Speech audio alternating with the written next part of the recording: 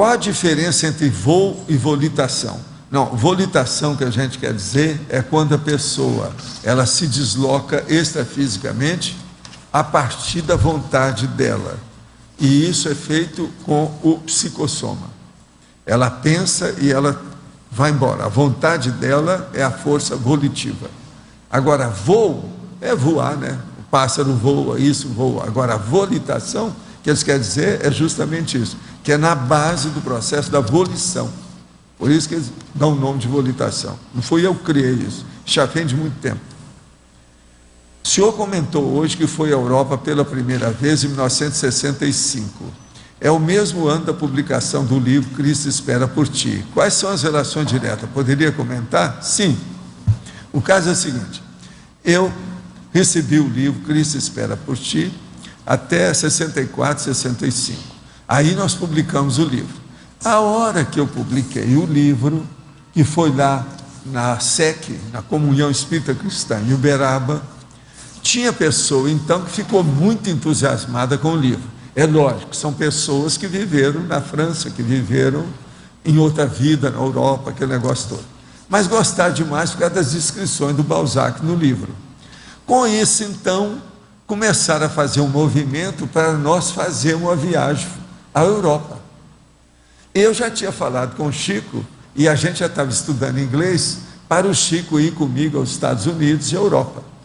Então, a partir disso, logo que a gente publicou o livro, teve umas pessoas que pagaram a viagem para nós, e foram conosco na viagem, alguns deles.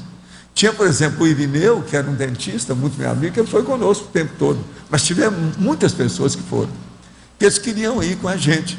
Então nós fomos, foi mais ou menos 45 dias. Nós passamos nos Estados Unidos, em diversos lugares, fundamos, ajudamos a fundar centros espíritas lá, e depois fomos para a Europa. Fizemos entrevista, tudo quanto é lado, saímos em jornal, recebemos mensagem mediúnica psicografada nesses lugares, tudo isso foi publicado. Agora, o problema todo, que o Cristo Espera por Ti, principalmente ele, determinou o processo da viagem, porque o povo gostou muito do romance quando saiu. Uma outra coisa, quando ele saiu, eles queriam fazer uma novela. Existia uma moça, que era muito minha amiga, chamada Mercedes Ponda, que já estava combinando as coisas para fazer a novela com um novelista lá, esses noveleiros, São Paulo. Agora, eu, logo em seguida, em maio de 66, eu deixei o movimento espírita. Então aquilo morreu o assunto, o projeto foi por água abaixo, eles pararam tudo que dizia respeito a mim, que aquilo foi um choque para muita gente, né, dentro daquele processo. E ninguém falou mais em livro, nem nada, e ficou por isso mesmo. Agora, a viagem lá, nós fizemos uma segunda viagem, que depois, logo depois da segunda, eu deixei o movimento espírita. Foi tudo de caso pensado. Então, o problema todo aí de 65 com o Cristo Espera por Ti, a relação é essa. Agora, quem nos ajudou mais na questão da viagem, deu indicação, pagou até passagem, certos lugares, atendimento da gente em alguns lugares, os amigos com quem nós encontramos, teve muita gente de São Paulo que nos ajudou nisso. Em um curso que fiz no IPC, uma professora disse que se a Conscienciologia não tivesse surgido no Brasil, teria surgido na Espanha. É isso mesmo? Em caso positivo, qual seria a razão? Poderia falar sobre o último SCP-2 que o senhor ministrou em Madrid? Há alguma sincronicidade com o seu passado recente? Não, não tem nada a ver com isso não. Agora, o processo disso aí, tudo é hipótese, né? Isso tudo são hipóteses ilustrativas, românticas do processo, né? O problema é que nós estamos aqui no Brasil mesmo, a gente nasceu aqui e o trabalho era esse. Agora, o processo mais sério é que eles queriam que eu fizesse isso nos Estados Unidos, eu recusei.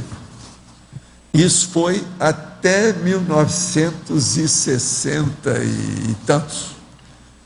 Foi uma das últimas vezes que eu tive contato com o povo lá, que queria que eu ficasse nos Estados Unidos. Eu falei assim, não, eu não vou ficar aqui não, porque aqui é muito difícil, aqui não tem a liberdade que eu tenho no Brasil. E realmente, eu sempre achei que o Brasil tem mais liberdade que os Estados Unidos.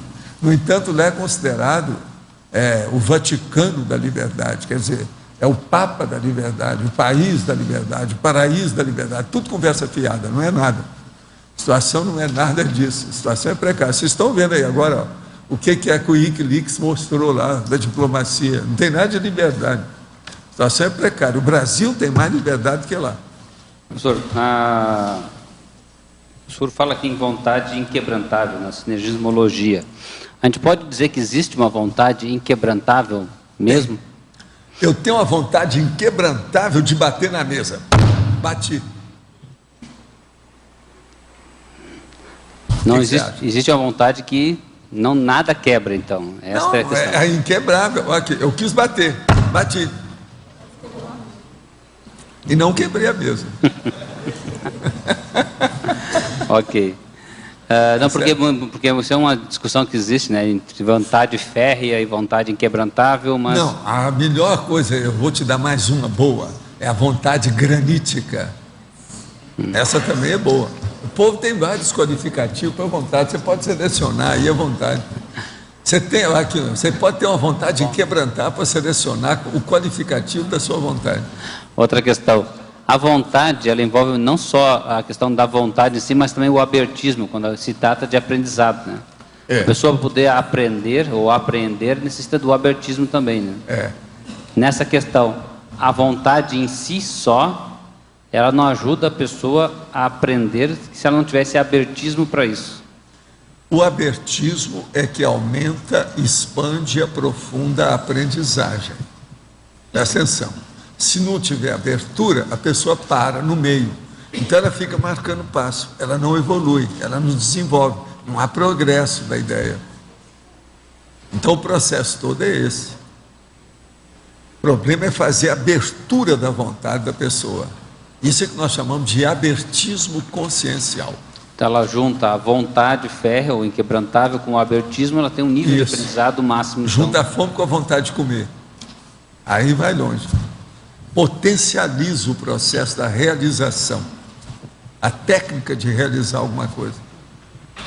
Valdo. Agora, o que eu vejo nisso, muito sério, é aquilo que eu vivo repetindo aqui para vocês, é a determinologia, é a determinação da pessoa. É uma pessoa persistente, tenaz, perseverante. Então, ela vai ali no processo. Para isso, então, o que eu acho que é o mais importante é a auto-organização. Vocês já viram que nós temos o laboratório da auto-organização. É só descer no caminho da lógica e está à direita. Bom, a volitação pode ser uma espécie de termômetro da vontade, né? A pessoa medir a vontade dela. Da vontade extrafísica. Extrafísica. É. Né? Agora, isso se reflete no intrafísico também, né? Se reflete mais, porque pode ajudar muito o processo até do corpo da pessoa. A volitação extrafísica é uma grande terapia. Isso tem ajudado muita gente. Agora, essa questão da vontade da pessoa quando vai volitar, quando vai alçar voo, vai, enfim, está projetado, ela pode estar lúcida para essa questão, para medir a própria vontade dela durante o voo, durante a volitação. Né? Pode. Tem muita coisa nesse sentido, pode melhorar. Agora, extrafisicamente, toda lucidez, se o processo não é egocêntrico demais, mas que procura fazer assistência, reflete demais positivamente na vida humana da pessoa. Por isso o processo de projeção é a base em matéria de parapsiquismo para uma série de empreendimentos da consciência.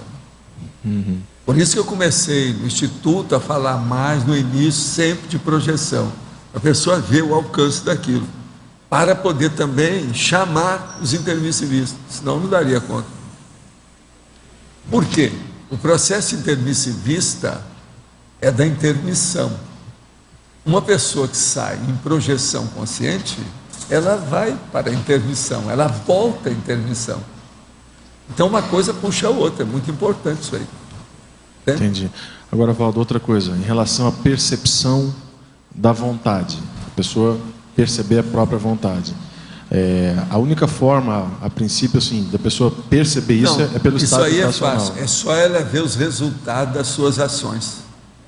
As ações da pessoa, qual o resultado dela? O que ela faz?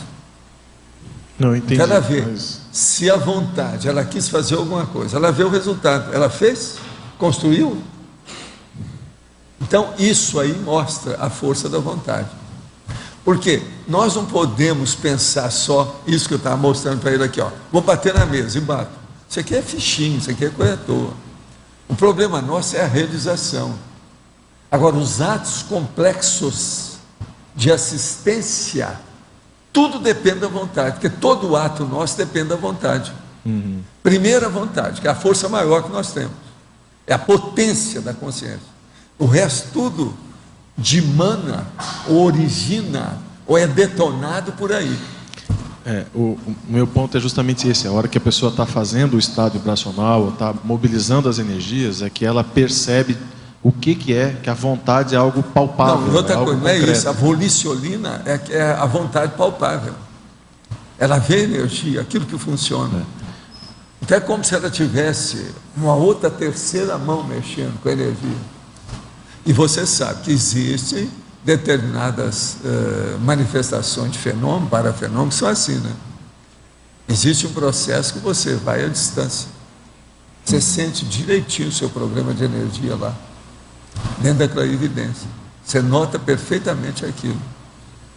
Eles deram até vários nomes para isso, matéria de ectoplasmia, materialização, as alavancas, um monte de nome que deram para essas coisas.